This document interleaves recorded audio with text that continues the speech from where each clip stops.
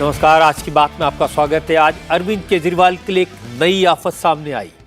आज Delhi high court ने शराब घोटाले में दिल्ली के मुख्यमंत्री अरविंद केजरीवाल की गिरफ्तारी को कानूनी तौर पर सही करार दिया। गिरफ्तारी को चैलेंज करने वाली केजरीवाल की पिटीशन को खारिज कर दिया। हाई कोर्ट ने कहा कि केजरीवाल को गिरफ्तार करने के लिए ईडी के पास पर्याप्त आधार हैं, सबूत हैं। कोर्ट ने ईडी की तरफ से पेश किए गए जो सबूत, गवाहों के बयान और जांच रिपोर्ट देखी, उसके हिसाब से कोर्ट ने कहा केजरीवाल को गिरफ्तार करना सही था। कोर्ट ने तो यहां तक कहा कि चुनाव का वक्त है, आरोपी चीफ मिनिस्टर है, किसी पार्टी का मुखिया है, इन सब बातों से कोर्ट को कोई फर्क नहीं पड़ता। कोर्ट सिर्फ और सिर्फ कानून के हिसाब से काम करता है। राजनीति से कोर्ट प्रभावित नहीं हो सकता। बड़ी बात यह कि पिछले 3 हफ्ते से आम आदमी पार्टी के नेता जो तर्क देकर केजरीवाल की गिरफ्तारी को चुनाव से जोड़ रहे थे, राजनीतिक साजिश बता रहे थे, उन सब को आज कोर्ट ने एक एक करके धाराशायी कर दिया। कोर्ट के आज के फैसले से आम आदमी पार्टी के नेताओं को जबरदस्त धक्का लगा है। जो ये नैरेटिव बिल्ड करने की कोशिश कर रहे थे कि शराब घोटाला हुआ ही नहीं, सबूत फर्जी हैं, गवाहों के बयान फर्जी हैं, ये सिर्फ आम आदमी पार्टी को खत्म करने की साजिश है और केजरीवाल को चुनाव से दूर रखने के लिए किया जा रहा है। ये केंद्र सरकार के इशारे पर बनाई गई ईडी की एक झूठी स्टोरी है। हाई कोर्ट के फैसले के बाद ये सब बातें बेकार की साबित हुई और बीजेपी ने इसे बड़ा इशू बनाया। आम आदमी पार्टी के नेताओं ने आज कौन से तर्क दिए, हाई कोर्ट के फैसले का चुनावी राजनीति पर, विरोधी दलों की रणनीति पर क्या असर पड़ सकता है, इसकी चर्चा करेंगे। लेकिन पहले आपको यह बता देता हूं कि केजरीवाल की पिटीशन पर दिए गए आज के फैसले में जस्टिस स्वर्णकांता शर्मा ने क्या क्या कहा। दिल्ली हाई कोर्ट में अपनी गिरफ्तारी को गैर कानूनी बताकर चुनौती देने वाली केजरीवाल की पिटीशन पर जस्टिस स्वर्णकांता शर्मा की बेंच ने सुनवाई तो पिछले हफ्ते पूरी कर ली थी। फैसला आज आया और फैसला काफी डिटेल में है। केजरीवाल की तरफ से जो तर्क दिए गए थे, सबका जवाब हाई कोर्ट के फैसले में है, जजमेंट में है। केजरीवाल का कहना था कि चुनाव से पहले उनकी गिरफ्तारी की गई, इसलिए राजनीतिक है। कोर्ट ने कहा कि जांच एजेंसियों को इससे मतलब नहीं होता कि चुनाव है या नहीं, कोर्ट कानून के हिसाब से काम करता है। केजरीवाल ने ईडी के समन्स को इग्नोर किया, जांच में सहयोग नहीं किया। केजरीवाल की वजह से दूसरे आरोपियों की न्यायिक हिरासत पर भी असर पड़ा। केजरीवाल का तर्क था कि वो दिल्ली के चुने हुए मुख्यमंत्री हैं, उन्हें इस तरह से बिना सबूत के गिरफ्तार करना गलत है। इस पर हाई कोर्ट ने कहा कानून सबके लिए बराबर है, आम नागरिक हो या कोई मुख्यमंत्री हो या मंत्री हो। केजरीवाल का कहना था उनके खिलाफ सिर्फ गवाहों के कुछ बयानों के आधार पर मुकदमा बनाया गया। इन गवाहों के बयान प्रेशर डालकर लिए गए। जिन लोगों ने केजरीवाल के खिलाफ बयान दिए उन्हें जमानत दे दी गई। आरोपियों को सरकारी गवाह बनाकर, अप्रूवर बनाकर उनसे बयान लिए गए। इस पर कोर्ट ने साफ साफ कहा किसे सरकारी गवाह बनाना है या नहीं, उसे माफी देनी है या नहीं, यह फैसला कोर्ट का होता है, ईडी का नहीं। गवाहों के बयान मजिस्ट्रेट के सामने होते हैं, इसलिए गवाहों के अप्रूवर बनने पर, उनके बयानों पर सवाल उठाना कोर्ट पर सवाल उठाने जैसा है। कोर्ट ने कहा जहां तक गवाहों के बयानों की क्रेडिबिलिटी का सवाल है तो यह ट्रायल के दौरान परखा जाएगा। यह काम ट्रायल कोर्ट का है, इसमें फिलहाल हाई कोर्ट कोई दखल नहीं देगा। केजरीवाल का तर्क था कि सैकड़ों करोड़ के घोटाले की बात की जा रही है, लेकिन 2.5 साल में ईडी एक चवन्नी भी बरामद नहीं कर पाई। इस पर कोर्ट ने कहा ईडी ने जो सबूत पेश किए हैं वो केस चलाने के लिए सफिशिएंट है। जहां तक पैसे की बरामदगी या मनी ट्रेल का सवाल है तो गोवा में आम आदमी पार्टी के उम्मीदवारों के बयान ईडी ने कोर्ट के सामने रखे हैं, जिनसे साफ हो जाता है कि इलेक्शन के वक्त उम्मीदवारों को कैश में पैसा दिया गया। केजरीवाल की तरफ से कहा गया कि इस मामले में ईडी उन्हें मुख्य आरोपी बता रही है, लेकिन कोई सबूत नहीं है। इस पर कोर्ट ने कहा कि घोटाले का पैसा आम आदमी पार्टी को मिला। केजरीवाल आम आदमी पार्टी के कन्वीनर हैं, दिल्ली के चीफ मिनिस्टर हैं, पॉलिसी उन्होंने बनाई और बेनिफिशियरी उनकी पार्टी है। कोर्ट ने कहा ईडी ने जो तथ्य और जो दस्तावेज पेश किए हैं उससे लगता है कि केजरीवाल इस पूरे मामले में पूरी तरह एक्टिवली इन्वॉल्व थे। इसलिए मामला तो बनता है। इसके बाद जस्टिस स्वर्णकांता शर्मा ने अपने फैसले में कहा, क्योंकि केजरीवाल ने इस पिटीशन में जमानत नहीं मांगी है, उन्होंने अपनी गिरफ्तारी को ही चैलेंज किया है, इसलिए उनकी याचिका खारिज की जाती है। राजनीति में हम जाते नहीं है, हम सिर्फ न्याय करते हैं। अप्रूवर की सत्यता, अप्रूवर की जो सत्यता को लेकर, जो उनके बयानों को लेकर सवाल उठाए जा रहे थे, उसको लेकर भी कोर्ट ने टिप्पणी की। उसमें क्या कोर्ट ने कहा कि एक आदमी को अगर अप्रूवर बनाना या नहीं बनाना वो कोर्ट का कार्य है, कोर्ट का कार्य है, ईडी का कार्य नहीं। गिरफ्तारी को लेकर भी कमेंट किया है। गिरफ्तारी जो है वो बराबर थी, गिरफ्तारी में कोई गलती नहीं हुई, ये भी कोर्ट ने कहा।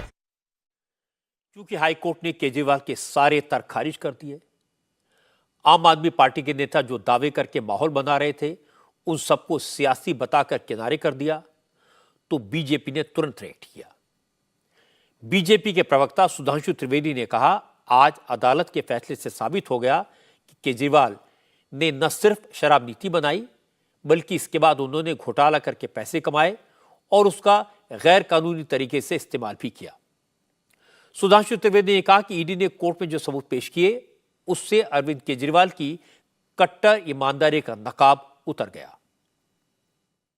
जिस प्रकार से उन्होंने जमानत के लिए नहीं, यह बात हम ऐसे नहीं कह रहे हैं, उन्होंने तो सीधे सीधे अपनी अभिरक्षा को ही, यानी अपनी हिरासत को ही चुनौती दी थी।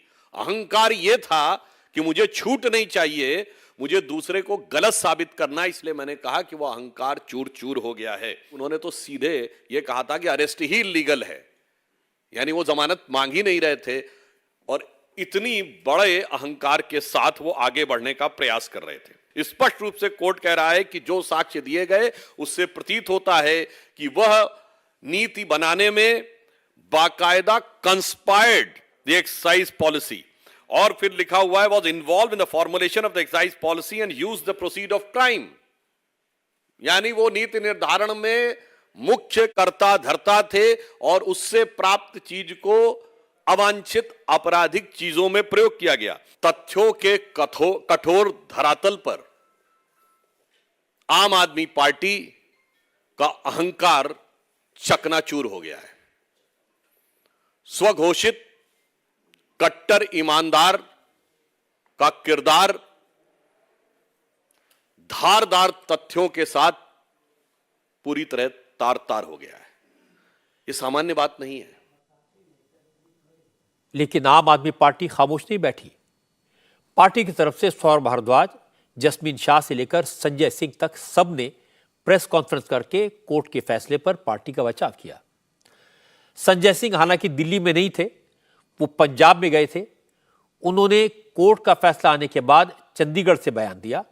संजय सिंह हाईकोर्ट के फैसले पर तो कमेंट करने से बचते रहे। उन्होंने राजनीतिक बात की, बीजेपी पर अटैक किया, लेकिन सारी पुरानी बातें ही दोहराई। संजय सिंह ने कहा, ईडी ने गवाहों पर प्रेशर बनाकर केजरीवाल के खिलाफ बयान लिए और फिर उनकी जमानत होने दी। संजय सिंह ने पूछा कि इलेक्टोरल बॉन्ड और बीजेपी का कनेक्शन बिल्कुल क्लियर है, फिर ईडी बीजेपी नेताओं से पूछताछ क्यों नहीं करती? गवाहों को डराया गया, धमकाया गया, और तब ये पूरा मामला केजरीवाल जी के खिलाफ तैयार किया गया। 8 बयान अनरिलाइड अपॉन डॉक्यूमेंट में। हमारे वकीलों ने कहा कि भाई अनरिलाइड अपॉन डॉक्यूमेंट में क्यों रखा है आपने? 8 बयान अगर आपने दो गवाहों के दर्ज किए, जो आरोपियों के दर्ज किए, जो सरकारी गवाह बने, तो आपने उसको अनरिलाइड अपॉन डॉक्यूमेंट में क्यों रख दिया? छिपा क्यों लिया? भाई ईडी का दफ्तर कोई म्यूजियम तो है नहीं, ईडी का दफ्तर कोई रद्दी की टोकरी की जगह तो है नहीं कि वहां पे आप कागज इकट्ठा कर रहे हैं, रख रहे हैं। तो कोर्ट ने कहा कि भाई जो आरोपी का अधिकार है कि उसके खिलाफ जितने भी साक्ष्य आपने रखे हैं, इकट्ठा किए हैं, वो उनके वकीलों को दिखाइए। तब वकील गए हमारे, उन्होंने देखा, हैरान हो गए। मतलब एक ही आदमी के आपने 7 बयान लिए, 6 बयान में राघव रेड्डी ने नाम नहीं लिया, 6 आपने छिपा लिया, 1 दिखा दिया।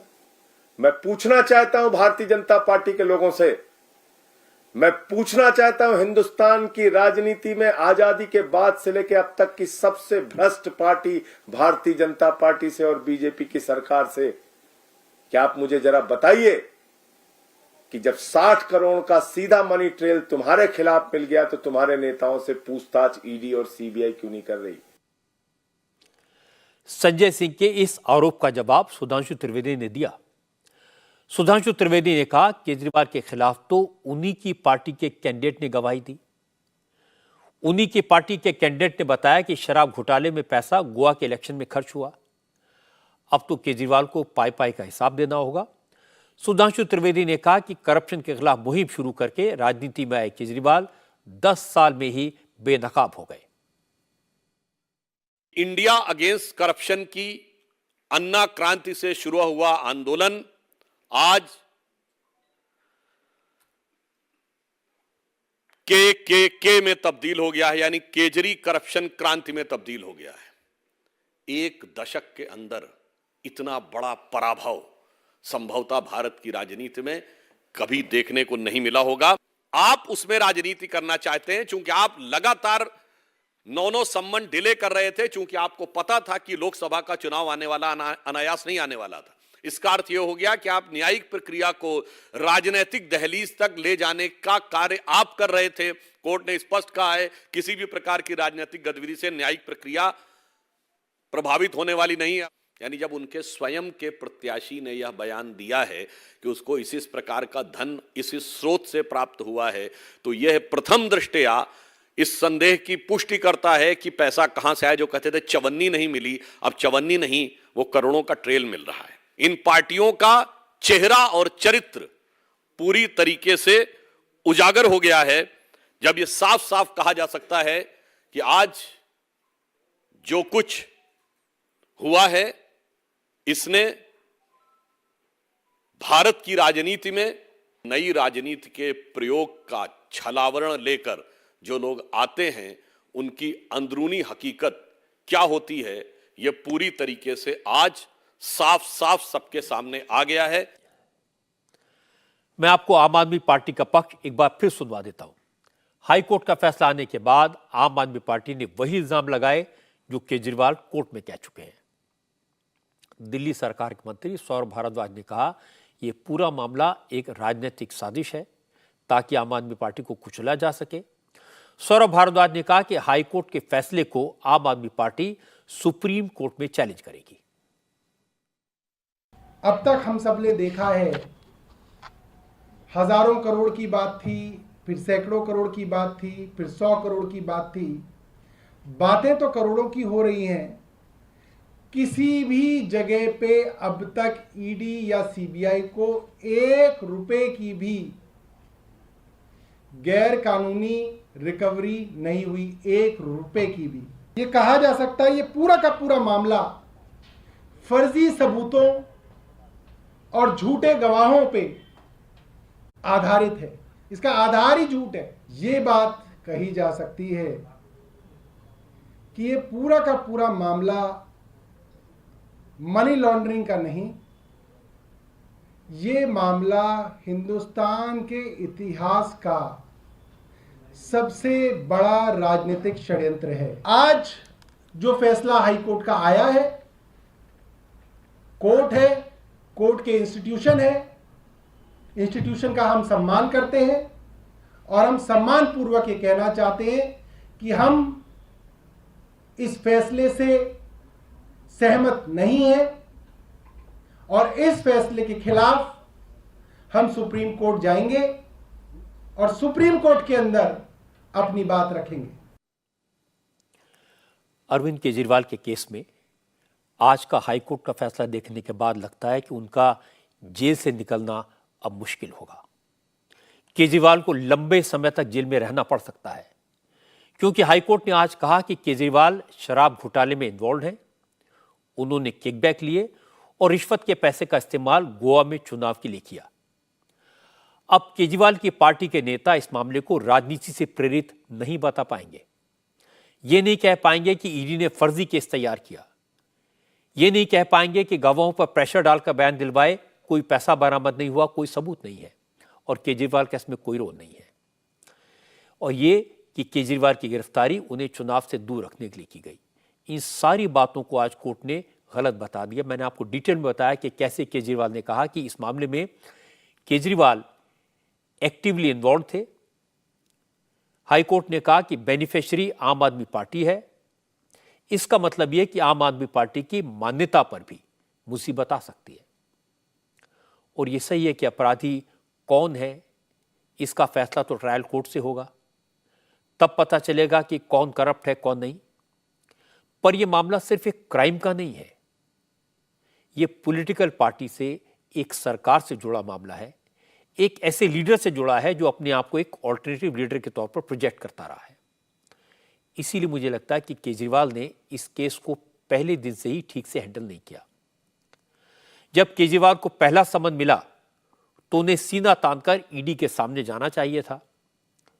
वो भी अगर शरद पवार की तरह कहते कि मैं ईडी का सामना करूंगा, मैं किसी जांच से नहीं डरता, तो शायद एजेंसी भी एक बार सोचती। लेकिन केजरीवाल हर बार ईडी के समन के जवाब में लव लेटर लिखते रहे। 9 बार ईडी के बुलाने पर नहीं गए और उनके न जाने से इंप्रेशन बना कि दाल में कुछ काला है। लगा केजरीवाल ईडी का सामना करने से डरते हैं। केजरीवाल की गिरफ्तारी के बाद भी आम आदमी पार्टी ऑफेंसिव पर रही। पूरे केस को फर्जी बताया, कहा एक भी पैसा कहीं नहीं मिला, गवाहों ने बीजेपी से डरकर बयान दिए। लेकिन आज हाई कोर्ट के फैसले ने इन सारी बातों पर पानी फेर दिया।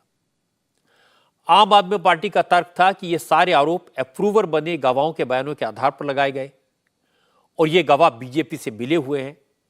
लेकिन आज हाई कोर्ट ने उन गवाहों के अप्रूवर बनने के प्रोसेस को सही लीगल प्रोसेस माना, उनकी गवाही को सही माना। अब एक ही तर्क बचा कि सुप्रीम कोर्ट हाई कोर्ट के इस फैसले को पलट देगा, जैसा संजय सिंह के केस में हुआ। लेकिन संजय सिंह के केस में हाई कोर्ट ने ऑब्जर्वेशन दिए थे। केजरीवाल के केस में जो कहा गया वो हाई कोर्ट के जजमेंट का हिस्सा है, वो फैसला है। इसीलिए मैंने शुरू में कहा केजरीवाल का जेल से निकलना अब आसान नहीं होगा। हालांकि ईडी के खिलाफ केजरीवाल और ममता बनर्जी की पार्टी साथ साथ है, एक दूसरे का सपोर्ट कर रहे हैं। दिल्ली में तृणमूल कांग्रेस के नेता आज दिन भर संसद मार्ग थाने में धरने पर बैठे रहे।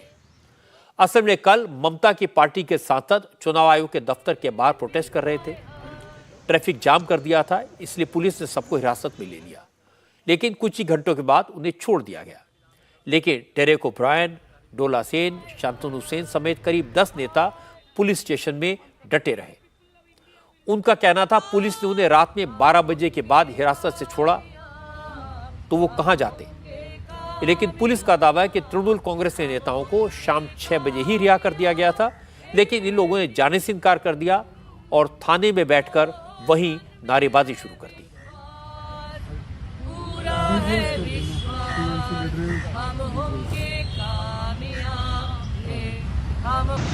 हम होंगे कामयाब, हम होंगे कामयाब, हम होंगे कामयाब एक दिन।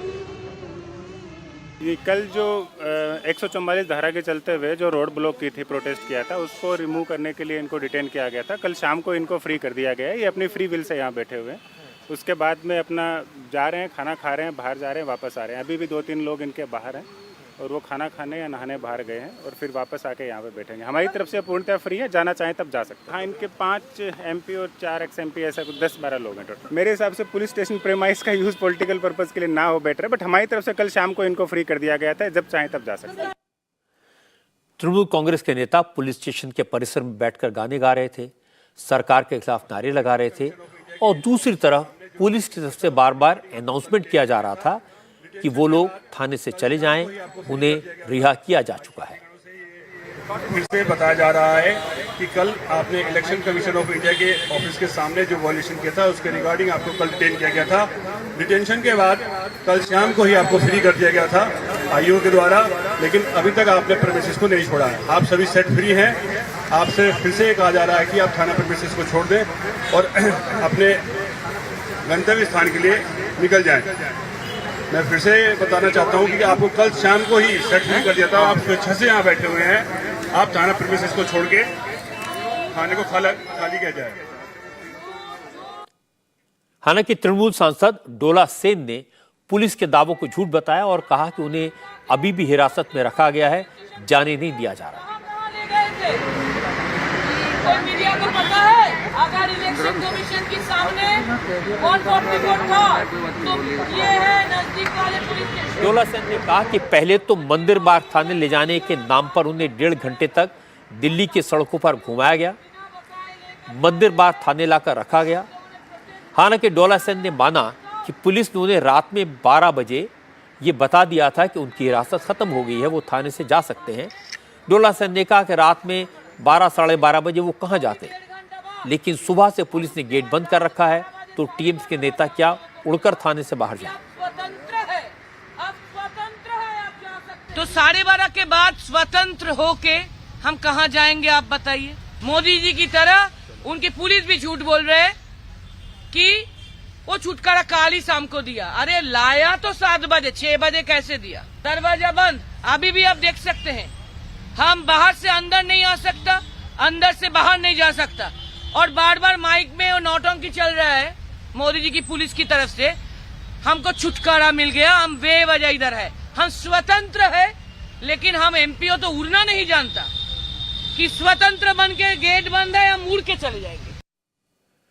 आज सुबह आम आदमी पार्टी के नेता और दिल्ली सरकार के मंत्री सौरभ भारद्वाज भी टीएमसी नेताओं से मिलने मंदिर बाग पहुंचे। इसके बाद सौरभ भारद्वाज ने कहा, अगर चुनाव आयोग निष्पक्षता से काम कर रहा है तो फिर वो सेंट्रल एजेंसीज को विपक्ष पर कार्रवाई करने से क्यों नहीं रोकता? कनॉट प्लेस के अंदर भारतीय जनता पार्टी ने प्रदर्शन किया, किससे परमिशन ली उन्होंने? कनॉट प्लेस में क्या प्रदर्शन की परमिशन मिलती है? माइक लगाया, टेंट लगाया, साउंड लगाया, किसने परमिशन दी? उनको गिरफ्तार नहीं किया गया। तृणमूल कांग्रेस के सांसदों को यहां गिरफ्तार कर लिया गया। वीरेंद्र सचदेवा के ऊपर मुकदमा लिखा गया? नहीं लिखा गया। हमारे तृणमूल कांग्रेस के मेंबर ऑफ पार्लियामेंट और एमएलए के ऊपर मुकदमा लिख लिया गया। ये पूरी तरीके से तानाशाही है। और इन लोगों की डिमांड क्या है? इनकी डिमांड है कि जो 4 एजेंसी हैं जिन्होंने देश में तांडव मचा रखा है, कोहराम मचा रखा है, ईडी हो, इनकम टैक्स हो, सीबीआई हो, एनआईए हो, इनके प्रमुख बदले जाएं। वहीं बीजेपी ने टीएमसी नेताओं के थाने पर धरने को सियासी नौटंकी करार दिया। बंगाल में बीजेपी के नेता राहुल सिन्हा ने कहा, अगर टीएमसी को जांच एजेंसियों की तफ्तीश से शिकायत है तो वो कोर्ट जाएं। राहुल सिन्हा ने कहा कि चुनाव आयोग के सामने धरना देकर टीएमसी ने साबित कर दिया कि वो अपने करप्शन से लोगों का ध्यान भटकाना चाहती है। तृणमूल कांग्रेस अभी इतना मुसीबत में है, एक के बाद एक इशू तृणमूल कांग्रेस के लिए घातक बन रहा है, और सारे इशू से मुंह घुमाने के लिए वो नाटक कर रहा है किसी का सामने बैठ के। ये तमाशा छोड़ के और कुछ नहीं है। ये सारा हंगामा एनआईए के रेड को लेकर हो रहा है। मेदिनीपुर में एनआईए के रेड के बाद ही तृणमूल कांग्रेस के सांसद चुनाव आयोग के पास ये मांग लेकर पहुंचे थे कि election commission, ED, CBI, NIA और इनकम टैक्स डिपार्टमेंट के डायरेक्टर्स को तुरंत बदले। असल में पिछले शनिवार को एनआईए की टीम ने पूर्वी मेदिनीपुर के भूपति नगर में एक बम ब्लास्ट के आरोपी को पकड़ने के लिए रेड की। वहां एनआईए की टीम पर हमला हुआ, एक अफसर घायल हो गया। इसके बाद पश्चिम बंगाल पुलिस ने एनआईए की टीम के खिलाफ महिलाओं के साथ अभद्रता का केस दर्ज कर लिया और 11 अप्रैल को एनआईए के अधिकारियों को पूछताछ के लिए बुलाया है। इस मामले में आज एनआईए ने कलकत्ता हाईकोर्ट का दरवाजा खटखटाया और इस मामले में पुलिस एक्शन पर रोक लगाने की गुहार लगाई। टीएमसी का इल्जाम है कि एनआईए के अधिकारी आधी रात के बाद बिना लोकल पुलिस को बताए छापा मारने पहुंच गए और उन्होंने महिलाओं के साथ बदतमीजी की और पैसे भी छीन लिए। इसकी जांच तो बंगाल पुलिस करेगी ही, लेकिन बीजेपी के नेताओं ने इसका विरोध किया। ममता बनर्जी पर पुलिस का सियासी इस्तेमाल करने का इल्जाम लगाया। और मजे की बात है कि कांग्रेस भी इस मामले में बीजेपी के साथ है। अधीर रंजन चौधरी ने कहा, यह ममता का गिमिक है। अधीर रंजन ने कहा कि ममता जानबूझकर अपनी पार्टी के गुंडों को बचाने के लिए पुलिस का इस्तेमाल कर रही हैं। ममता अपनी तुलना केजरीवाल और हेमंत सोरेन से न करें तो बेहतर होगा। विपक्ष होने के नाते बंगाल के प्रशासन पे, यहाँ की शासन पे, यहाँ की सरकार के ऊपर हमें ना कोई यकीन है, ना कोई भरोसा है, ना कोई रुचि है इन पे भरोसा करने की। लेकिन बंगाल की जो मुद्दा है, जो घोटाला बंगाल में पाए गए हैं, ये घोटाला कोर्ट की फैसले की बदौलत आम लोगों के सामने उजागर हुए हैं। ममता बनर्जी खुद को न केजरीवाल और हेमंत सोरेन से तुलना करे तो बेहतर होगी। केजरीवाल हेमंत सोरेन के खिलाफ क्या हुआ और ममता बनर्जी और उनके खोखा बाबू के खिलाफ क्या हुआ, भतीजे के खिलाफ क्या हुई, आम लोग की जानकारी इसमें है। दीदी हमारे बहुत चालाकी की तरह, बहुत चालाकी की हैसियत से दीदी 2 को 2 से 4 कर देते हैं। आम को मतलब ये ना करे कि ऑरेंज के साथ एप्पल की फर्क ना रहे। लेकिन तृणमूल कांग्रेस के नेता इल्जाम लगा रहे हैं कि एनआईए की रेड बीजेपी के इशारे पर हुई। बीजेपी बंगाल में जांच एजेंसियों का इस्तेमाल तृणमूल कांग्रेस को बदनाम करने के लिए कर रही है, यह आरोप लगाया। अभिषेक बैनर्जी ने कहा, अगर कलकत्ता हाईकोर्ट पुलिस की जांच पर कोई रोक लगाता है तो बंगाल सरकार सुप्रीम कोर्ट जाएगी। सुप्रीम कोर्ट के सामने इस बात के सबूत रखेगी कि एनआईए का एक्शन बीजेपी के कहने पर हुआ। बिल्कुल जाएंगे। और भैया सुन लो, जो एनआईए के हित में बोल रहे हैं ना कि कोई मीटिंग नहीं हुआ था, उनको बस इतना कहना चाहता हूं कि मीटिंग का आप छोड़ दो। आपके हाथ में पैकेट था। बीजेपी का जो आदमी गया एनआईए का ऑफिसर के घर में, वो सफेद शर्ट पहन के हाथ में पैकेट लेके घुसा है और जब निकला है तो बिना पैकेट के निकला है। इसका हाई क्वालिटी फुटेज भी सुप्रीम कोर्ट में हम लोग देंगे।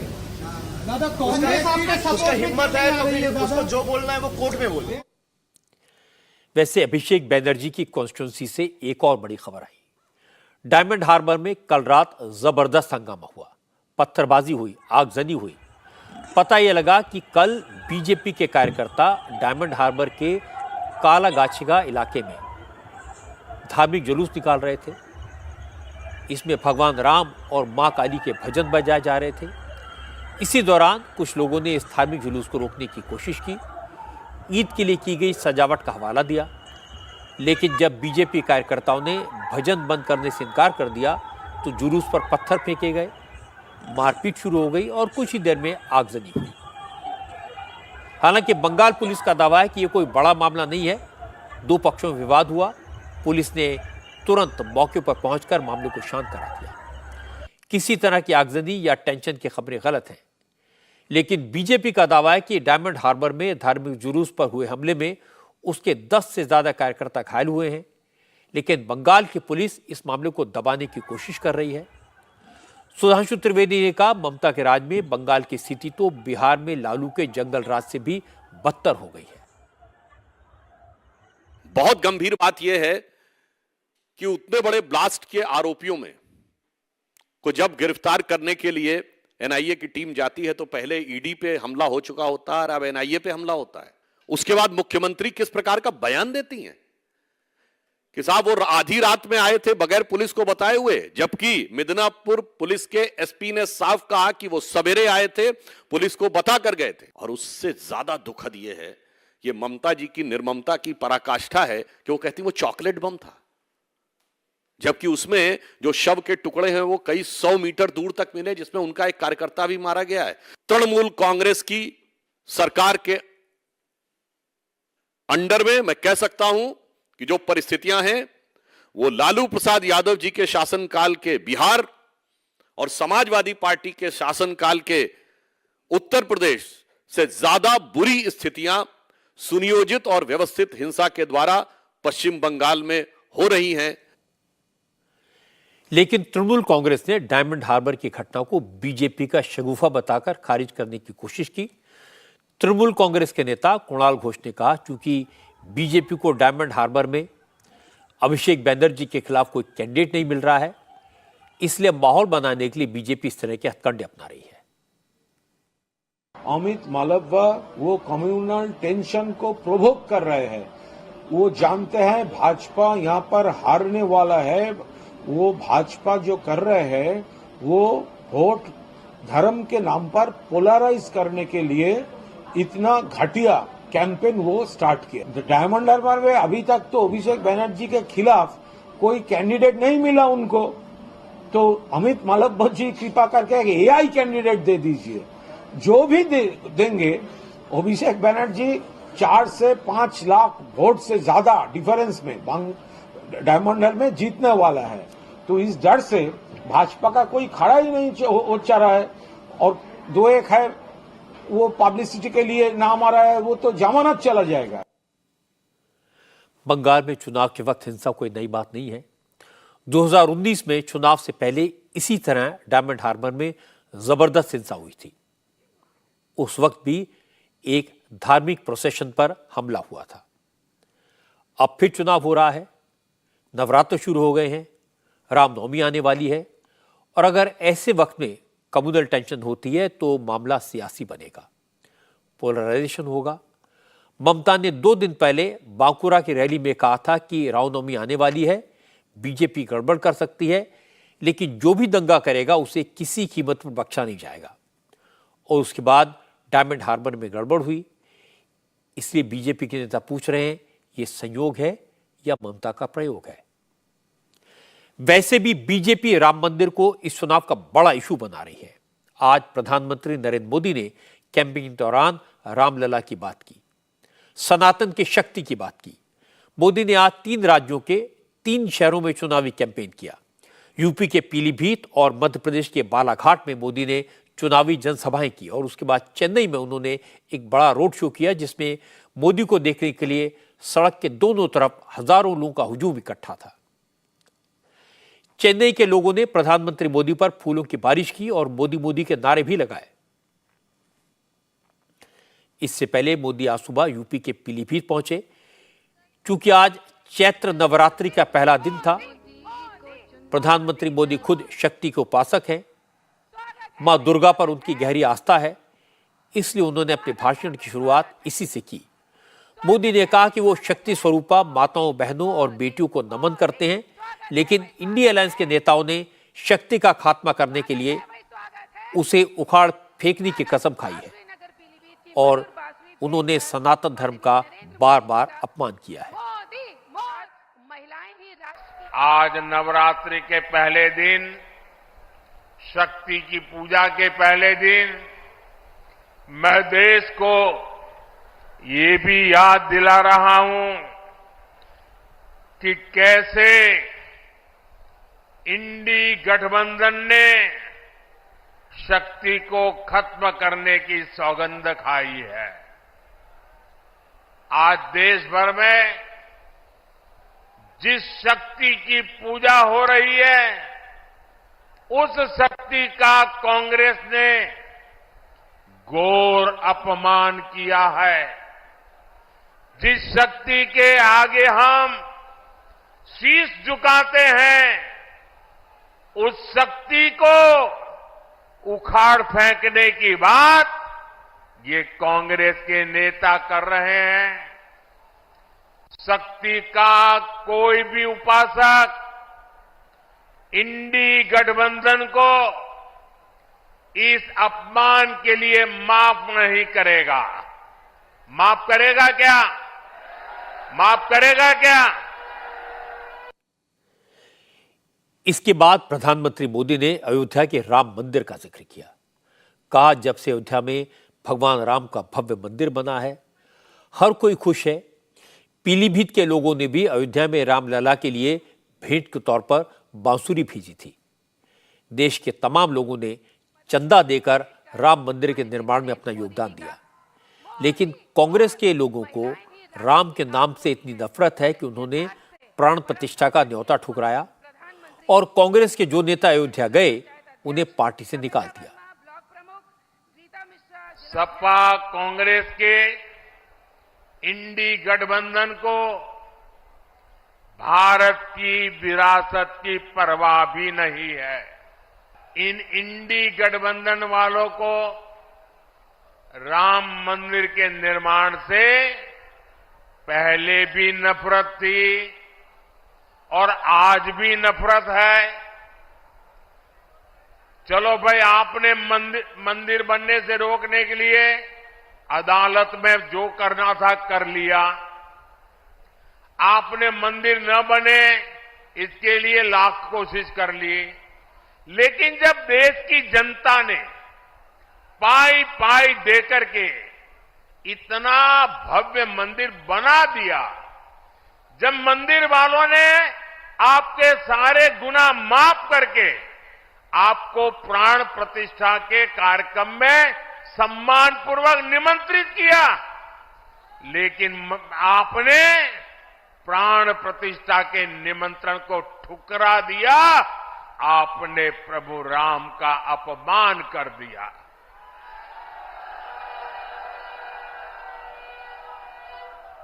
भाइयों बहनों, मैं अभी भी समझ नहीं पाता हूं कि इनके मन में इतना जहर भरा है कि उनकी पार्टी से जो प्रतिष्ठा में गए, प्राण प्रतिष्ठा में जो लोग गए, उनको 6 साल के लिए पार्टी से निकाल दिया।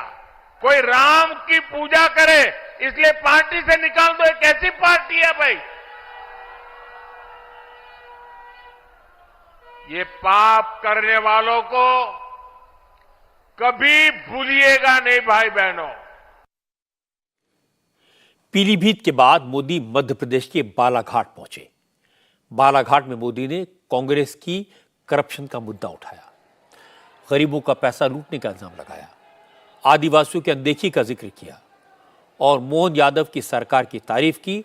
कहा मध्य प्रदेश की सरकार आदिवासियों के लिए दिन रात काम कर रही है, उन्हें उनका हक दे रही है। और इसके बाद मोदी ने इंडिया अलायंस पर हमला बोला। कहा कि मोदी लूट के पैसे से तिजोरियां भरने वालों को रोकना चाहता है, इसलिए इंडिया अलायंस के लोग मोदी को गालियां देते हैं, धमकियां देते हैं, लेकिन वो महाकाल के भक्त हैं, किसी से नहीं डरते। कांग्रेस ने अब आजकल एक इंडिया अलायंस बनाकर देश के खिलाफ बिगुल फूंक दिया है। ये लोग आपस में एक दूसरे से झगड़ते हैं, लेकिन कहते हैं कि मोदी को रोकने के लिए साथ आए हैं। जो लोग अपनी तिजोरियां भरने राजनीति में आए हैं, वो मोदी को धमकी न दें। मोदी तो अपनी कमाई भी देश के काम लगा देने की आदत रखता है। मैं एमपी की धरती से बताना चाहता हूं, मोदी भक्त है महाकाल का। मोदी झुकता है तो या तो जनता जनार्दन के सामने या महाकाल के सामने।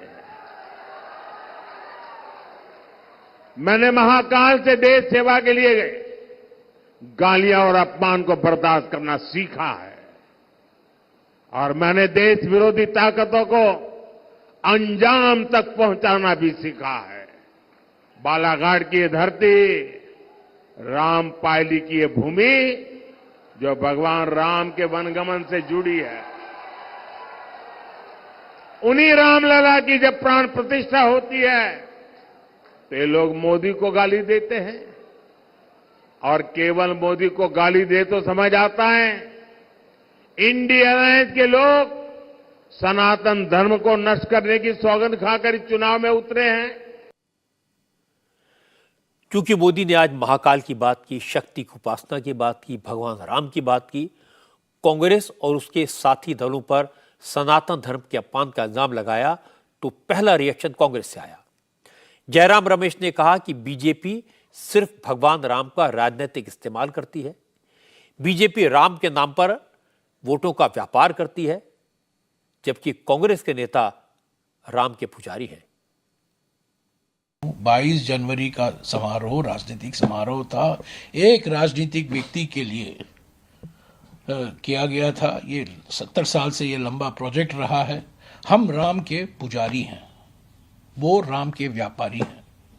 और मैं आज कह दूं, संयोग से आज मेरा जन्मदिन है, मेरे 2 नाम है, जयराम उसमें राम है, दूसरा नाम रमेश उसमें भी राम है। तो हमें कोई एंटी राम नहीं कह सकता। ये भक्ति है, आस्था है। मेरे कमरे देखिए, राम ही राम है। यहाँ पीछे देखिए क्या है, ये देखिए, यहाँ देखिए रामचरितमानस, ये देखिए। पर मैं खड़े होकर नहीं कहता हूं मैं रामचरितमानस जानता हूं, ये मैं नहीं कहता हूं, ये आस्था है, ये निजी मामला है। ये राजनीतिकरण करना धर्म का, ये धर्म को घटाता है, राजनीति को भी घटाता है। तो इसीलिए हम राम के व्यापारी नहीं हैं, हम राम के पुजारी हैं। इसके बाद तेजस्वी यादव ने भी गया की रैली में मोदी को जवाब दिया। तेजस्वी ने कहा कि आस्था व्यक्तिगत होती है, वो भी पूजा करते हैं लेकिन उसका प्रचार नहीं करते।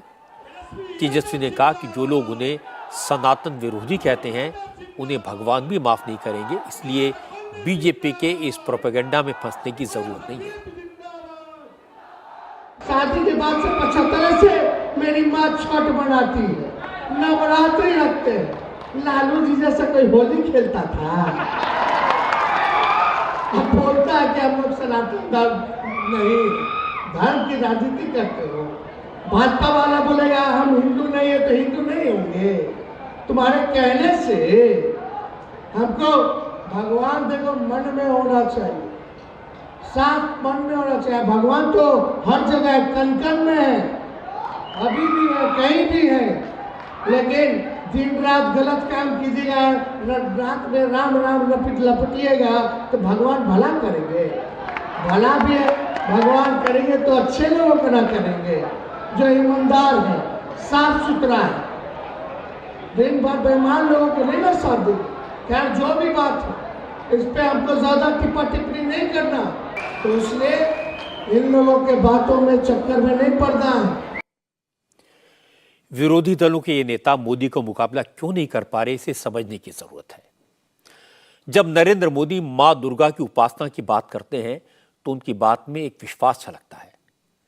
आज से नवरात्र शुरू हुए हैं और वो नवरात्र के दिनों में व्रत करते हैं, सिर्फ जल ग्रहण करते हैं और शक्ति की आराधना करते हैं।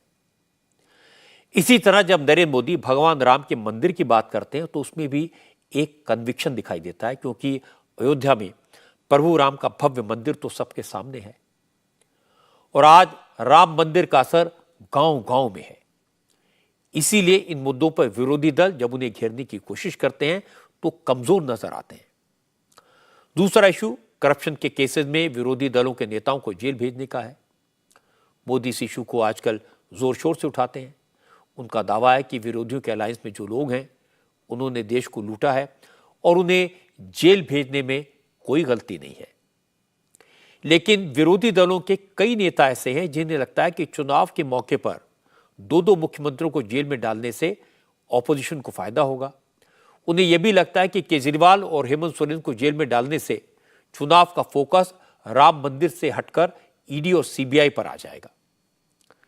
लेकिन मुझे लगता है कि चुनाव में सिर्फ कोई एक मुद्दा बड़ा नहीं होता। केजरीवाल और हेमंत सोरेन का एरिया ऑफ इन्फ्लुएंस भी लिमिटेड है और मोदी की अपील पूरे देश में है। चूंकि मोदी पर कभी करप्शन का कोई इल्जाम चिपक नहीं पाया, इसलिए भ्रष्टाचार के खिलाफ उनकी मुहिम का भी असर होता है। ब्रेक से पहले मैंने आपको दिखाया कि पीलीभीत में प्रधानमंत्री नरेंद्र मोदी ने आज क्या कहा। मोदी की रैली में जबरदस्त भीड़ थी। मुख्यमंत्री योगी आदित्यनाथ और यूपी बीजेपी के ज्यादातर बड़े नेता मौजूद थे, लेकिन टिकट कटने से नाराज पीलीभीत से बीजेपी के sitting MP Varun Gandhi rally में नहीं आए। बीजेपी ने इस बार वरुण गांधी की जगह जितिन प्रसाद को मैदान में उतारा है। तब से वरुण गांधी खामोश हैं, लेकिन आज वरुण की मां मेनका गांधी ने कहा वरुण के बारे में पार्टी ने फैसला किया है और वो पार्टी के फैसले पर कोई कमेंट नहीं करेगी, लेकिन पीलीभीत से उनके परिवार का रिश्ता है। जैसा पहले था, हमेशा था, वैसा ही रहेगा। मुझे मालूम नहीं है, ये इतना मुझे मालूम है कि पीलीभीत मायूस सी हो गई और हमारा रिश्ता उसके जीतने हारने से नहीं है। हमारा रिश्ता उसके साथ हमेशा रहेगा, पीलीभीत के साथ और पीलीभीत के एक एक इंसान के साथ। तकलीफ हुई वरुण का टिकट कट गया? क्या बोल सकती हूँ मैं। पार्टी ने जो निर्णय लिया मैं उस पर कुछ टिप्पणी करना नहीं चाहती। वरुण गांधी से कुछ बात हुई उनको तक जो वो मतलब ये कहा जा रहा है कि वरुण गांधी जो लिखते थे उसकी वजह से उनका टिकट वहाँ पे कट गया, तो जो लिखते थे उस पर कुछ बातचीत कभी आपसे होती? नहीं, इट्स नॉट अबाउट दैट। जो इन्होंने फैसला, मुझे इतना मालूम है कि मुझे वरुण पर बहुत गर्व है और मुझे मालूम है कि जो भी करेगा देश के लिए अच्छा करेगा। So I don't have a problem with that. अब बहुत तरह के ये भी कयास लगाए जा रहे हैं कि वरुण गांधी यहाँ पे आ सकते हैं, अमेठी से चुनाव लड़ सकते हैं, कांग्रेस से टिकट मिल सकता है या अपोजिशन के उम्मीदवार वहाँ से हो सकते हैं, तो ऐसे कुछ है अमेठी आने का उनका? नहीं, वरुण गांधी का टिकट इस बार जरूर काटा गया है, लेकिन मेनका गांधी को बीजेपी ने इस बार फिर से सुल्तानपुर से टिकट दिया है। वो सुल्तानपुर से सिटिंग एमपी हैं और इस चुनाव के लिए लगातार कैंपेन कर रही हैं। सुल्तानपुर से अमेठी की सीट सटी हुई है। अमेठी से रॉबर्ट वाड्रा ने चुनाव लड़ने की इच्छा जताई है। इस पर मेनका ने कमेंट किया, कहा कि रॉबर्ट अच्छे कैंडिडेट नहीं हो सकते क्योंकि उन्हें राजनीति का अनुभव नहीं है। इसके बाद मेनका ने कहा, कांग्रेस का अब कुछ नहीं हो सकता क्योंकि कांग्रेस के पास न कोई बड़ा नेता है न कोई नया आइडिया है। मेनका गांधी ने कहा, अगर प्रियंका मैदान में आती हैं तो शायद थोड़ा बहुत फर्क पड़ जाए। रॉबर्ट वाड्रा कह रहे मैं भी लड़ना चाहता हूँ अमेठी से। अब वो कुछ कहे, दैट्स अप टू हिम। लेकिन आपको लगता है कि वो अच्छे उम्मीदवार होंगे अमेठी से रॉबर्ट वाड्रा? नहीं होंगे। अच्छा, क्या वजह? उनको राजनीति की कोई अनुमति, नो एक्सपीरियंस, ये देश आगे बढ़ चुका है केवल दामादों से। प्रशांत किशोर कह रहे हैं कि राहुल गांधी को ब्रेक ले लेना चाहिए क्योंकि 10 साल से वो पार्टी को खड़ा नहीं कर पा रहे। I agree with him. आपको भी लगता है राहुल को ब्रेक ले लेना चाहिए? मुझे लगता है कि हर पार्टी में या तो एक बड़ा लीडर हो या तो एक बड़ा आइडिया हो। अब जब दोनों नहीं है तो पार्टी आगे कैसे बढ़े? या तो एक बहुत बड़ा आइडिया जनरेट करे, पार्टी खड़ी हो जाती है, या तो एक बहुत बड़े लीडर अपने आप को बनाए। दोनों मुश्किल है। आप क्या सलाह देंगी राहुल गांधी? मैं कोई सलाह नहीं देती हूँ किसी को भी। तब भी क्या कहेंगी कि उनको जैसा मैं कुछ नहीं दे सकती हूँ, सलाह नहीं देंगी सलाह। लेकिन मैं उन लोगों को दूं जो सुने।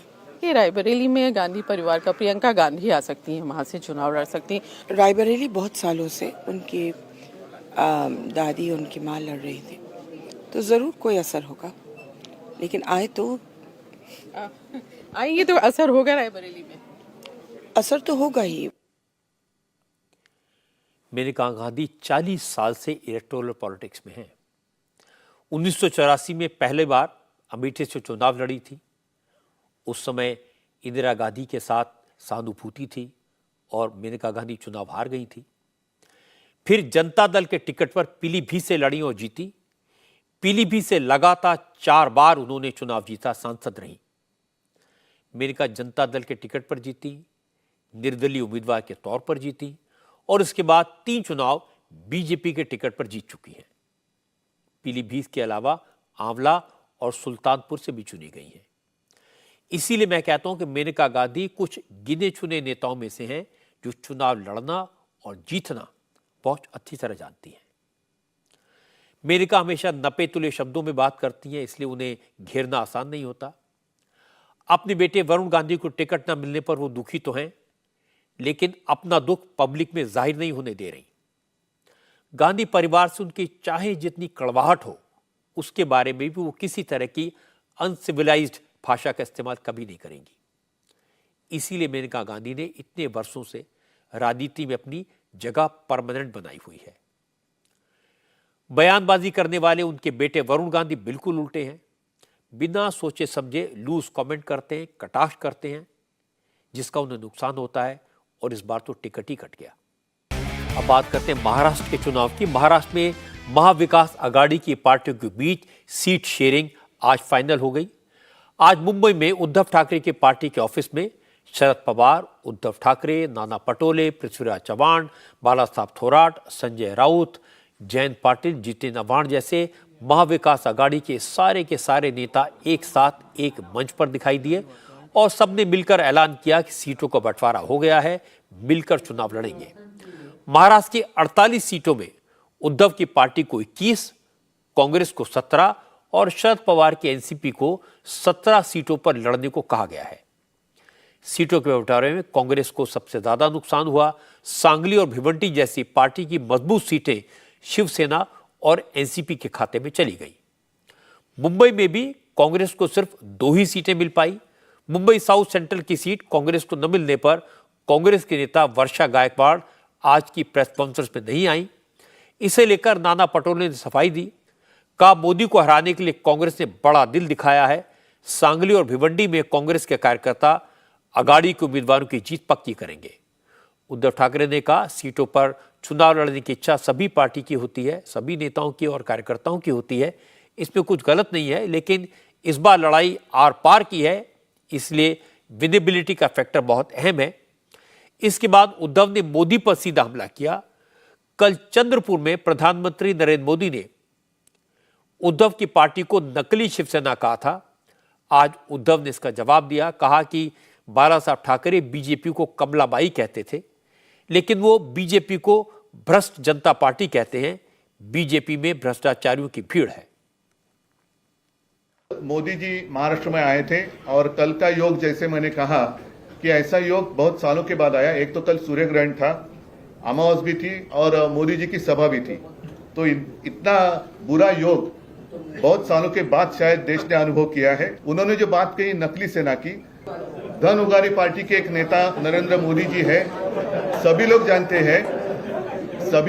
हैं कि कुछ दिन पहले इलेक्ट्रल बॉन्ड का जो घोटाला, जो माना जाता है कि पूरी दुनिया का सबसे बड़ा घोटाला या देश का सबसे बड़ा घोटाला है, उस घोटाले का पर्दाफाश जब हुआ तो सब लोगों को पता चला कि कैसे इन लोगों ने, भ्रष्ट जनता पार्टी के लोगों ने डराकर, धमकाकर और उनके जो एजेंसीज है, ED, CBI, income tax, red करवाकर चंदा लिया है। शिवसेना प्रमुख तो कहते थे कि ये कमलाबाई है, और मैंने तो इनका नामकरण जो किया है, क्योंकि बहुत सारे नाम बदली किए हैं उन लोगों ने, तो मैंने भी उनका नाम बदली किया है। मैं तो उनको भ्रष्ट जनता पार्टी कहता हूं। कितने लोग, भ्रष्ट लोग उनके आजू बाजू में बैठे हैं। एक वॉशिंग मशीन उन्होंने खोली जरूर है, और एक वॉशिंग पाउडर की एड भी आती थी, दाग अच्छे हैं। अच्छे दाग वाले लोग या देखते कि किसके ऊपर दाग है, जिसके ऊपर दाग है वो मोदी जी अपने पार्टी में लेते हैं और उनका सम्मान करते हैं। तो ऐसे रिश्वतखोर और भेकड़ भाकड़ भ्रष्ट जनता पार्टी के नेता अगर मेरी आलोचना करे तो मैं उसकी कोई कीमत नहीं देता।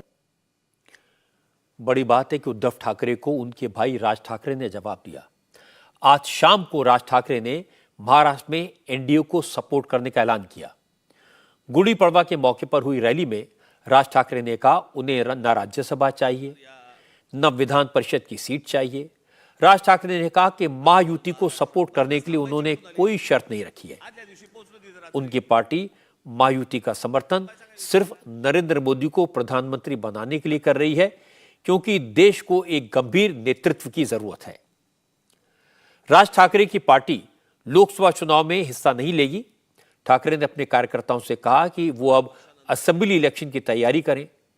जहां तक महाविकास आघाड़ी का सवाल है, तो शरद पवार ने वक्त की नजाकत को समझते हुए कांग्रेस को मनाया। दोनों पार्टियों ने उद्धव की सारी शर्तें मान ली। अब तीनों पार्टियां मिलकर लड़ेंगी। लेकिन मुश्किल है कि शरद पवार की बात बड़े नेता तो समझ जाते हैं, लेकिन जो लोकल लीडर हैं, जो 5 साल से मेहनत कर रहे हैं, वो इस तरह के समझौते का समर्थन नहीं करते। वर्षा गायकवाड़ मुंबई की सीटें छोड़ने के फैसले पर कांग्रेस से नाराज है।